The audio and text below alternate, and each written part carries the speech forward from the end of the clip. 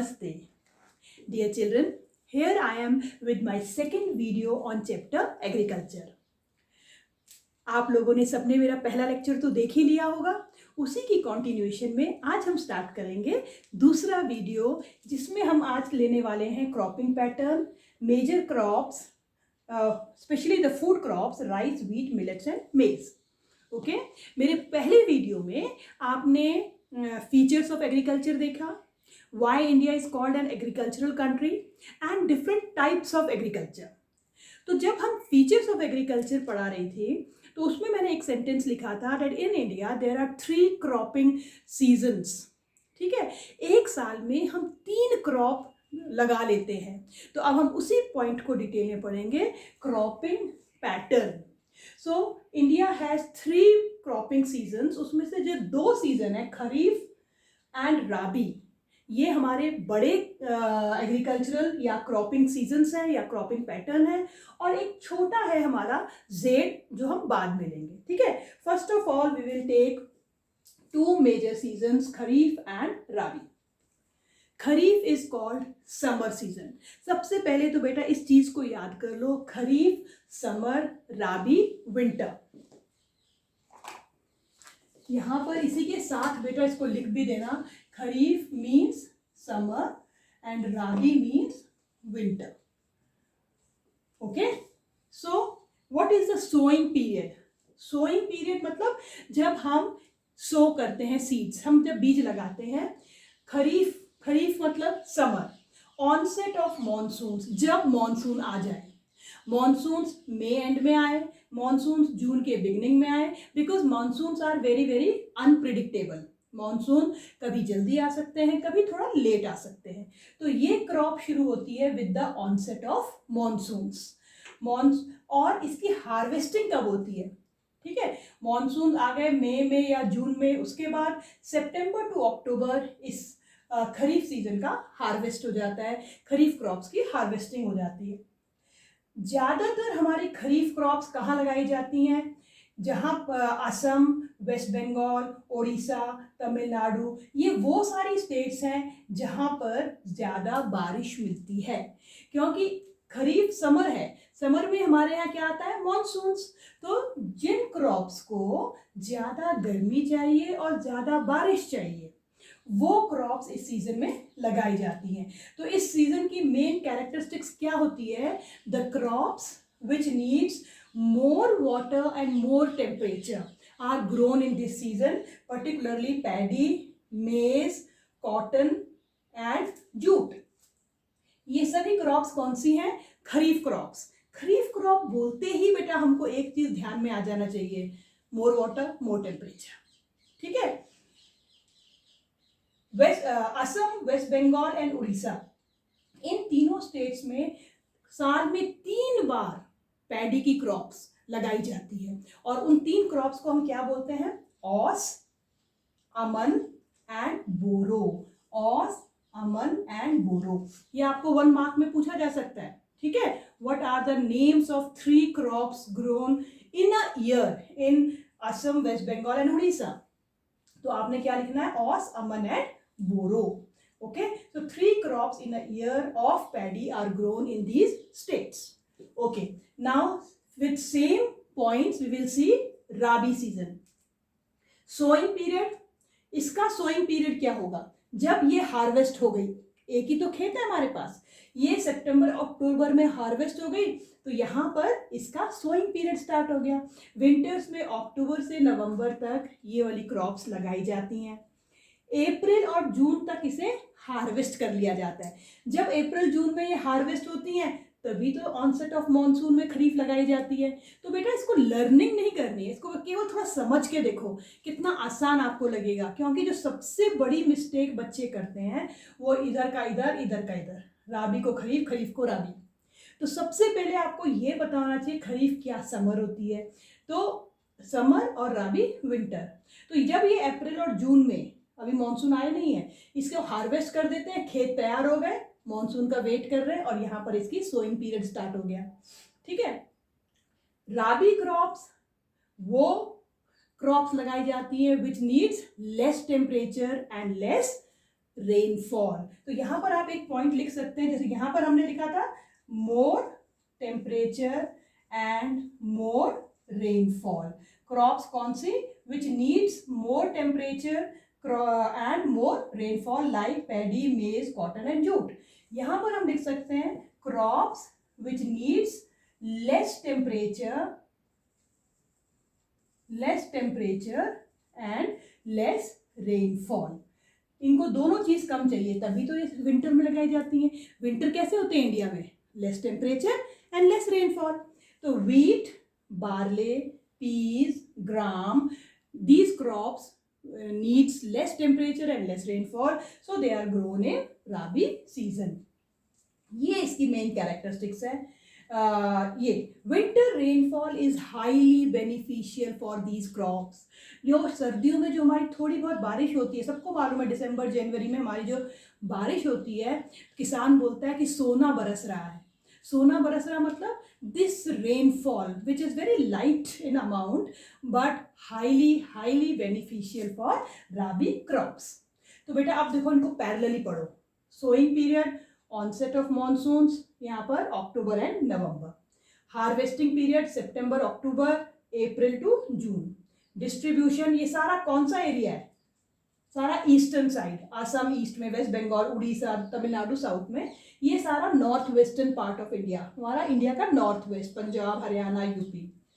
Main feature इस crop का क्या है, इस सीजन का क्या है कि in Assam, waste Bengal and Orissa 3 crops of paddy are grown which are called aus, Aman and boro. यहाँ पर हम लिखेंगे winter rainfall is highly beneficial for rabi crops. Examples में हम लिखेंगे the crops which needs more temperature and more rainfall like paddy, maize, cotton, jute are grown. यहाँ पर हम लिखेंगे crops which needs less temperature and less rainfall like wheat, barley, peas and gram are grown.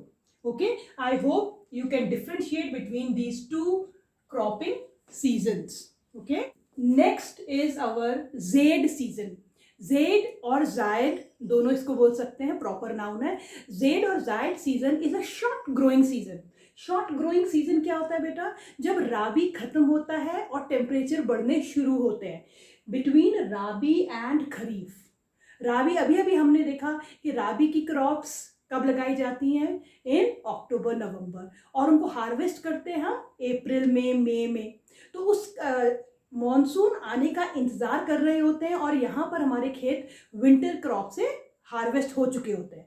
तो ये बीच में जो हमको 1-2 महीना मिलता है, 2-2.5 महीना मिलता है, उसमें हम शॉर्ट ग्रोइंग सीजन, उसको हम शॉर्ट ग्रोइंग सीजन बोलते हैं, जो बिटवीन राबी एंड खरीफ। अच्छा, इसको कभी उल्टा नहीं करना कि खरीफ एंड राबी लिख दे, हमेशा राबी एंड खरीफ लिखेंगे, क्योंकि राबी सीजन खत्म हो रहा है, टेम्परेचर बढ़ रहे हैं और खरीफ आने वाला है, तो मॉनसून आने वाला है। तो इसके बीच में जो हमें समय मिलता है उसमें हम कुछ क्रॉप्स लगाते हैं जो अर्ली मैच्योरिंग क्रॉप्स हैं, जो बहुत जल्दी मैच्योर हो जाती है, जिनका मैच्योरिंग पीरियड 2 महीना, 1.5 महीना, 2 महीना होता है, 2.5 महीना होता है। उतना हम पीरियड में हम जो क्रॉप्स लगाते हैं like cucumber, watermelon, musk melon, we grow in that period, that is known as zaid season. Is it clear? तो it is a short growing season, early maturing crops and examples. This much is sufficient for zaid season. Our next topic is major crops. Major crops में आज हम food crops लेने वाले हैं, जिसमें कि the major crop is rice and wheat. Rice सबसे पहले जो क्लिक करना है दिमाग में, जो लिखना है वो लिखना है खरीफ, और यहाँ लिखना है राबी। इस बात को बेटा दिमाग में सेटल कर लो। यहाँ जो फ्लॉपी डिस्क है उसमें परमानेंट मेमोरी में डालो कि rice is a kharif crop and wheat is a rabi crop. जो अभी हमने जब क्रॉपिंग पैटर्न में खरीफ और राबी में डिफरेंस पढ़ा था, उसमें भी हमने लिखा था क्रॉप्स राइस और पैडी खरीफ और व्हीट राबी। ओके, जब हम ये लिख लेते हैं, जब मेरे दिमाग में ये क्लियर हो गया, तो अगर मुझे क्वेश्चन आता है what are the geographical conditions required for rice, rice बोलते ही मुझे खरीफ ध्यान में आएगा, और खरीफ मुझे पता है क्या है। The crop which need high temperature, high rainfall, ठीक है। सोइंग पीरियड मुझे खरीफ का मालूम है, ऑनसेट ऑफ मॉनसून, उसका हार्वेस्ट अक्टूबर नवंबर में होता है। तो अगर राइस आता है तो हम अगर खरीफ की भी सारी कैरेक्टरिस्टिक्स लिख दें वो भी बिल्कुल ठीक है। अगर हमें ये मालूम है कि ये क्रॉप खरीफ है तो मुझे सबसे पहले पॉइंट क्या लिख देना है, it needs more temperature, more rainfall. अगर मुझे ये मालूम है कि ये राबी क्रॉप है, it needs less temperature, less rainfall. तो ये बेसिक डिफरेंस बेटा याद रखना है, ठीक है। अपने देश के बारे में पढ़ रहे हो, अपने देश की खेती के बारे में पढ़ रहे हो, India is an agricultural country, तो हमें कम से कम खरीफ और राबी में तो डिफरेंस मालूम होना ही चाहिए। खरीफ बोलते ही क्या दिमाग में आना चाहिए, हाई टेम्परेचर हाई रेनफॉल, राबी बोलते ही आना चाहिए लेस टेम्परेचर लेस रेनफॉल। तो rice is a staple food of India, सब लोग राइस खाते हैं। India is second largest producer of rice after China in the world. Geographical conditions जो सबसे ज़्यादा पूछी जाती है, तो यहाँ पर हम पहले एक लाइन लिख सकते हैं, it is a kharif crop so it needs high temperature and high rainfall. इतना भी अगर आप लिख दिया और यहाँ पर कुछ गड़बड़ भी हो जाए तो कोई बात नहीं। तो high temperature high rainfall, temperature 25 degree Celsius and above, rainfall 100 centimetre and above, दोनों ज़्यादा चाहिए। इसका डिस्ट्रीब्यूशन कहाँ कहाँ पर होता है, ये नॉर्थ इंडिया में, नॉर्थ में, नॉर्थ ईस्टर्न स्टेट जहाँ पर बारिश ज़्यादा है, कोस्टल एरियाज, दोनों coastal belt, western coastal eastern coastal, and deltaic areas, जहाँ डेल्टा है वहाँ पर उनकी सॉइल जहाँ बहुत फर्टाइल है वहाँ पर ये लगाया जाता है। स्टेट्स की बात करें तो असम, वेस्ट बंगाल, ओडिशा जो भी हमारे ईस्ट में है वहाँ पर ये बहुत एक स्टेपल डाइट है वहाँ के लोगों की। साउथ में आपको जानते ही होंगे, साउथ भी, यहाँ भी आप लिख सकते हैं तमिलनाडु, केरला, यहाँ पर लोग बहुत ज़्यादा राइस कंज्यूम करते हैं because they are rice producing states of India. दूसरी इंपॉर्टेंट क्रॉप है हमारी wheat. Wheat is a rabi crop. तो जैसे मैंने बताया राबी बोलते ही हमें क्या याद रखना है, less temperature less rainfall. It is second important crop of India after rice. इसकी जियोग्राफिकल कंडीशंस क्या है, क्योंकि ये तो wheat, W for wheat, W for winter. Winters कैसे होते हैं इंडिया में, लेस टेम्परेचर लेस रेनफॉल। तो ये वो क्रॉप्स हैं जिनको कम गर्मी कम बारिश चाहिए, तो इनको कूल ग्रोइंग सीजन है, इसका टेम्परेचर स्पेसिफिक नहीं दिया है, कूल ग्रोइंग सीजन, क्योंकि लग रही है अक्टूबर नवंबर दिसंबर ये कूल सीजन चल रहा है। लेकिन bright sunshine at the time of ripening, कटती कब है ये, अप्रैल में, मई में, तो उस समय bright sunshine at the time of ripening.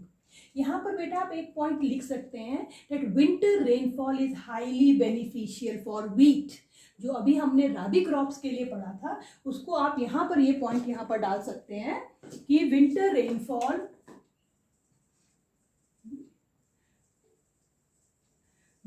Rainfall is highly beneficial.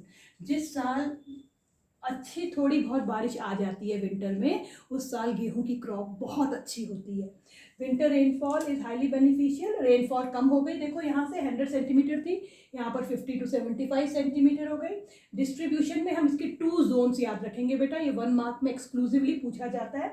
North western part of India में गंगा सतलुज प्लेन, ठीक है, गंगा और सतलुज का प्लेन जहाँ पंजाब हरियाणा वाली स्टेट्स हैं, और साउथ में black soil in Deccan area. तो ये 2 एरियाज हैं जहां हम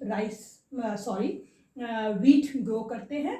स्टेट्स की बात करें तो पंजाब, हरियाणा, यूपी, ये तो हमारी वीट ग्रेनरीज है, सबसे ज़्यादा वीट होता है पंजाब में, हरियाणा में, ठीक है। So these are the 2 major crops of India. Particularly इनकी जियोग्राफिकल कंडीशंस बहुत ध्यान से याद करें, okay. After rice and wheat our next food crop is millets. Millets क्या होते हैं बेटा, millets, what are millets, jowar, bajra and ragi, इन तीनों क्रॉप्स को मिलाकर हम मिलेट्स बोलते हैं, ठीक है। 1 मार्क के लिए याद रखेंगे millets. What are millets, millets are coarse grains. ये इतना फाइन ग्रेन नहीं है जितना कि वीट है, ठीक है। वीट का आटा कैसा होता है, फाइन आटा। आप सब लोगों ने इसमें से कोई ना कोई कोर्स ग्रेन तो खाया ही होगा, ठीक है। ये ज्वार, बाजरा एंड रागी, ये तीनों कोर्स ग्रेन्स हैं जिन्हें हम मिलेट्स बोलते हैं। बेटा बहुत पहले वीट को सबसे सुपीरियर आटा माना जाता है, ठीक है। वीट है, वीट को और रिफाइन करो मैदा बन जाता है। मैदा को आप जानते हैं पिज्ज़ा बेस, बर्गर वगैरह सब के लिए यूज़ होता है, लेकिन हार्मफुल है। जितना फाइन आटा होता है उतना हमारे लिए, हमारी बॉडी के लिए वो हार्मफुल है। और जितना ग्रेन कोर्स होता है, खुरदुरा थोड़ा सा गूंदने में, तो उतना ही वो हमारे लिए बहुत बेनिफिशियल होता है। तो पहले इनका इतना फैशन में नहीं थे। ज्वार बाजरा रागी कौन खाता था? जो थोड़े से इकोनॉमिकली पुअर लोग होते थे, सस्ते होते थे ये आटा तीनों। लेकिन अब जमाना बदल गया, people are more health conscious. अब ये जो ज्वार बाजरा और रागी है, इसकी इंपॉर्टेंस अब लोगों को पता चल रही है कि that these grains, these coarse grains are very very rich in nutritional value. इनके अंदर सब कुछ है जितनी हमारी बॉडी को चाहिए। तो अब ये दोबारा से इनको काफ़ी लोग इसे अपनी डाइट में इंक्लूड कर रहे हैं। आपने सुना होगा मल्टीग्रेन आटा, पतंजलि का मल्टीग्रेन आटा। मल्टीग्रेन में क्या है? ये सारे ग्रेन्स डाले जाते हैं वीट के साथ, ठीक है, सब मिक्स करके। सो दीज मिलेट्स, पहले तो बेटा ये याद रखो, jowar bajra and ragi are called millets, these are coarse grains, ठीक है, याद रखना ये कोर्स है, ये फाइन ग्रेन नहीं है, कोर्स ग्रेन्स हैं। They have very high nutritional value, okay. अब इन तीनों को अलग अलग पढ़ेंगे क्योंकि अलग अलग भी क्वेश्चन आता है। What are the soil requirements of these 3 crops? तो सबसे पहले ragi. Ragi is rich in iron, calcium, micronutrients and roughage. Ragi जो पहाड़ों का बच्चा है, जो उत्तराखंड के बच्चे हैं, वो जानते हैं कि विंटर्स आते ही हमारे घर में रागी, रागी को पता है क्या बोलते हैं? क्वादा, मंडवा। ये यहाँ का लोकल फूड है, पहाड़ों में लगता है। जितने भी प्लेटो और हिली एरियाज हैं वहाँ पर ये लगता है, लेकिन हमें उसकी इम्पोर्टेंस मालूम ही नहीं है, हमको वो पसंद नहीं आता है। लेकिन जब उसकी वैल्यू देखो, उसके अंदर कैल्शियम, माइक्रोन्यूट्रिएंट्स, आयरन, रफेज है, तो ये इसकी सबसे बड़ी कैरेक्टरिस्टिक्स है। कोर्स ग्रेन के साथ साथ it is very very rich in nutritional values. Soil बेटा सबके लिए अलग अलग याद करना बहुत ज़रूरी है क्योंकि सॉइल के ऊपर बेसिकली इसमें क्वेश्चन आता है। Red, black, Sandy, shallow black soil, मतलब नॉट फर्टाइल सॉइल। पहाड़ों की कैसी सॉइल होती है, ठीक है, जो कोर्स सॉइल होती है, बारिश की जहाँ ज़रूरत नहीं है। सारी तीनों क्रॉप रेन फेड क्रॉप है। रेन फेड क्रॉप्स क्या होती हैं? जिन्हें बारिश की ज़्यादा ज़रूरत नहीं होती है। ये कम बारिश में और कम फर्टाइल सॉइल में आराम से लग सकती हैं, क्योंकि जो ज़्यादा फर्टाइल सॉइल है और ज़्यादा अच्छी रेनफॉल वाले एरियाज़ हैं वहाँ तो हम राइस और वीट लगा रहे हैं, ठीक है। ये क्रॉप्स हम कहाँ लगा रहे हैं? जहाँ पर कम फर्टाइल सॉइल है और कम बारिश वाले एरियाज हैं, ठीक है, रेन फेड क्रॉप्स है। ज़्यादातर रागी कर्नाटका, तमिलनाडु, उत्तराखंड में लगाया जाता है। इसके बाद सेकंड मिलेट है हमारा बाजरा। बाजरा की सॉइल भी वही है, Sandy, shallow black soil, Sandy soil, Rajasthan north west, main distribution Rajasthan, जहाँ पर कोई और क्रॉप नहीं होती है, जहाँ पर soil is so loose, sandy soil, moisture नहीं है, बारिश कम है, वहाँ पर बाजरा फ्लरिश करती है, ठीक है। राजस्थान है, यूपी है, महाराष्ट्र का प्लेट्यू रीजन है, वहाँ पर बाजरा लगाया जाता है। सॉइल बेटा पक्का याद रखिए, सैंडी शैलो ब्लैक सॉइल। यहाँ पर भी हमने बेटा ये लिखा है सैंडी शैलो ब्लैक सॉइल, ठीक है। ज्वार, ठीक है, सबसे ज़्यादा land is under rice, then under wheat, then under jowar. और प्रोडक्शन में भी देखेंगे rice, then wheat and then jowar. दोनों में इसको याद रखना है बेटा, third food crop with respect to area and production. Area में भी हम थर्ड नंबर में हैं ज्वार के, और प्रोडक्शन में भी थर्ड नंबर में है। It is a rain fade crop, ये तो हम तीनों में लिख सकते हैं। Rain fade means it hardly needs any irrigation, whatever it rains in that is sufficient for its growth. Distribution Maharashtra, Karnataka and Madhya Pradesh. Okay, so ये पूरा बेटा एक क्वेश्चन आता है, what are millets and what are the soil requirement of different millets. तो ये आपको समझ आ गया होगा, I hope. Okay, after millets the next food crop is मेज। जैसे बेटा हमने मेज के आगे खरीफ लिख दिया, क्या बताया था मैंने, आपके दिमाग में क्या स्ट्राइक होना चाहिए, हाई टेम्परेचर हाई रेनफॉल। ठीक है, तो अगर हमें ये मालूम है maize is a kharif crop, it means it needs high temperature and more rainfall. Okay, this is the crop which is used both as food and fodder. Food हमारे लिए, फॉडर एनिमल्स के लिए। तो ये जानवरों को चारे के रूप में भी खिलाया जाता है और हम लोग भी इसे खाते हैं, मक्की का आटा। ठीक है, तो याद रखना 1 मार्क के लिए, which crop is used as both food and fodder, it is maize. Temperature 21 to 27 degree Celsius. बेटा कहीं पर हमको लर्निंग की बहुत ज़रूरत है, तो जियोग्राफिकल कंडीशंस में हमको लर्निंग करनी है, तो जितना बार बार पढ़ोगे उतना याद होगा। तो temperature 21 to 27 degree Celsius. Soil old alluvial soil. कहाँ कहाँ होती है ये, कर्नाटका, एमपी, यूपी, बिहार। ठीक है, एमपी, यूपी, बिहार, कर्नाटका, ये सारी स्टेट्स में मेज लगाई जाती है। So our next food crop is pulses. P for pulses and P for protein. आपने सुना भी होगा, घरों में कहा जाता है कि एक बोल दाल की जरूर पीनी चाहिए, because pulses are rich source of protein. ठीक है, तो इसको P फॉर पल्सेस और P फॉर प्रोटीन को याद रखना है। India is the largest producer and consumer of pulses. So India के बारे में जब कुछ याद करते हैं उसको हमेशा के लिए याद करते हैं। ठीक है, कि India is the largest producer and consumer of pulses. It needs very less rainfall. They can even survive in dry conditions. कम बारिश में, बिना बारिश वाली जगह में भी आराम से सरवाइव करती हैं। तो इसीलिए इन क्रॉप्स को हम क्रॉप रोटेशन में भी लगाते हैं। ये जितनी भी पल्सेस होती हैं एक्सेप्ट अरहर, अरहर को छोड़ दें, सभी लेग्यूमिनस क्रॉप्स होती हैं। आपने पढ़ा होगा अपने बायो में, लेग्यूम्स होते हैं इनकी रूट्स में, और उनकी क्या प्रॉपर्टी होती है, they have property of nitrogen fixing from the air. ये नाइट्रोजन लेकर सॉइल में डाल सकती हैं, इतनी प्रॉपर्टी। तो ये क्या कर रही हैं, they are maintaining the fertility of the soil. बाकी जितनी क्रॉप्स होती हैं वो सॉइल से फर्टिलिटी लेती हैं। ठीक है, राइस फर्टिलिटी लेता है, व्हीट ले रहा है, मिलेट्स ले रहे हैं, सब फर्टिलिटी ले रहे हैं सॉइल से।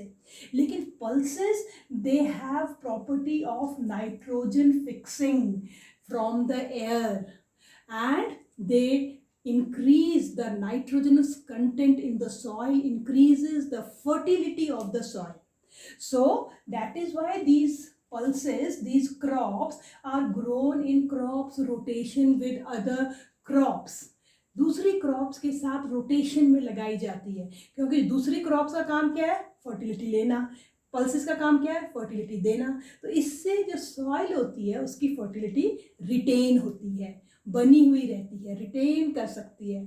तो कभी कभी इसको क्रॉप रोटेशन के साथ लगाते हैं, कभी कभी साथ में भी लगा दिया जाता है कि राइस की फील्ड है, उनकी साइड्स में हमने पल्सेस लगा दिया, so that the soil maintains its fertility. ठीक है, तो इसके लिए बेटा बहुत इंपॉर्टेंट है पल्सेस। पल्सेस की सबसे इंपॉर्टेंट कैरेक्टरिस्टिक्स है इसकी लेग्यूमिनस नेचर। ओके, कहाँ लगाई जाती है, वैसे तो हर जगह लगाई जाती है जहाँ बारिशें कम होती हैं, बिकॉज सबसे बड़ी प्रॉपर्टी है इनकी less moisture, they need very less water. Madhya Pradesh, Uttar Pradesh, Rajasthan, Maharashtra, everywhere this crop is grown because it's key main property of crop rotation. It is grown in crop rotation with other major crops. Okay, after these major food crops we have two other food crops which are other than grains. ये तो सारी grains वाली crops थी जो हमने अभी पढ़ी। अब ये है other than grains, sugar cane. Sugar cane बेटा it is an annual crop. पूरे एक साल में एक ही बार ये हार्वेस्ट होती है। तो ये जो क्रॉप है, सबसे आगे हमने लिख दिया खरीफ, जैसे मैंने आपको अभी पहले बताया था, खरीफ लिखते ही मुझे सबसे पहले याद आ जाता है हाई टेम्परेचर, हाई रेनफॉल। ज़्यादा गर्मी चाहिए, ज़्यादा बारिश चाहिए, गर्मियों की क्रॉप है। ट्रॉपिकल, सब ट्रॉपिकल क्रॉप। ट्रॉपिकल वर्ड का मतलब क्या होता है? Tropical means the areas which gets high temperature and high rainfall. तो ये ट्रॉपिकल सब ट्रॉपिकल क्रॉप है। इसका और खरीफ दोनों का मतलब बिल्कुल सेम है। खरीफ को भी high temperature high rainfall, tropical सब ट्रॉपिकल का मतलब भी high temperature and high rainfall. Temperature, ये टेम्परेचर हमें कुछ पड़ा हुआ नजर आ रहा है? अभी हमने जब मेज पढ़ा था, मेज crop, same temperature was required for मेज ऑल्सो, 21 to 27 डिग्री सेल्सियस। तो याद रखिएगा बेटा, ये मेज और शुगर केन का temperature requirement is same.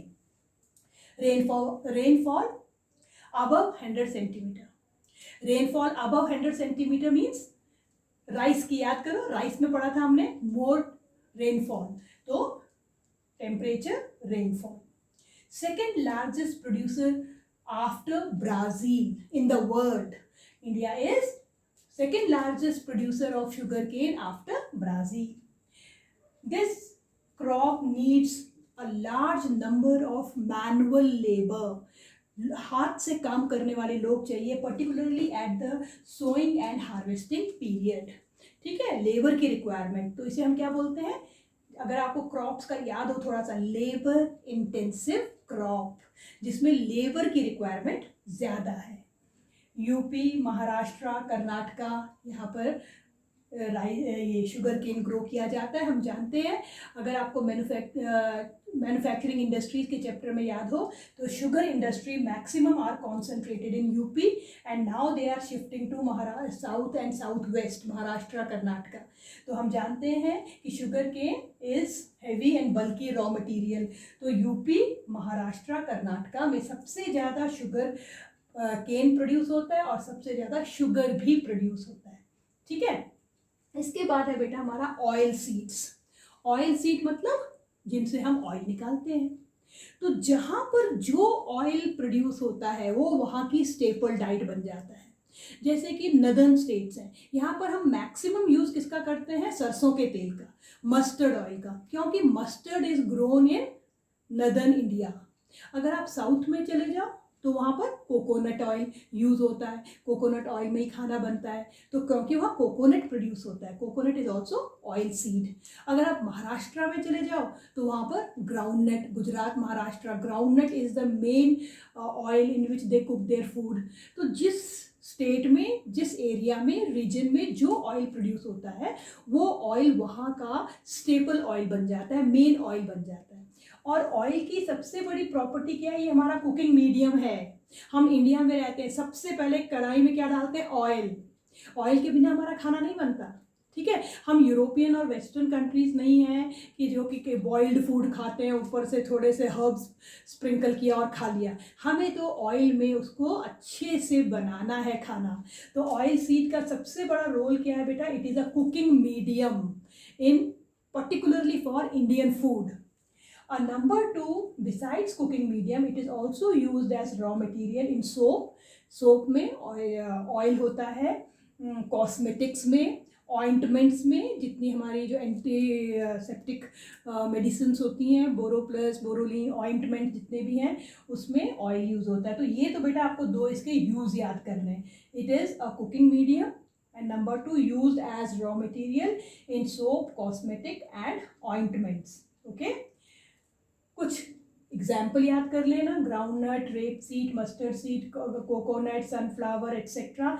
India में सबसे ज़्यादा इन सारे सीड्स में से जो प्रोड्यूस होता है वो ग्राउंडनट होता है। ठीक है, 12% of total cropped area is under oil seeds. ठीक है, 1 मार्क में पूछ सकते हैं आपको।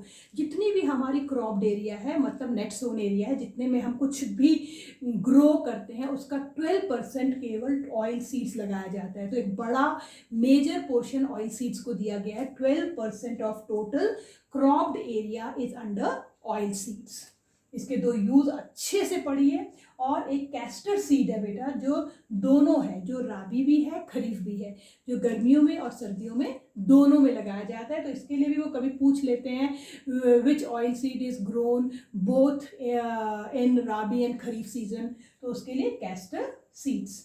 Okay, so here beta we have finished major crops, food crops, and 2 crops which are other than grains. So I hope you have understood what I have taught you in this video.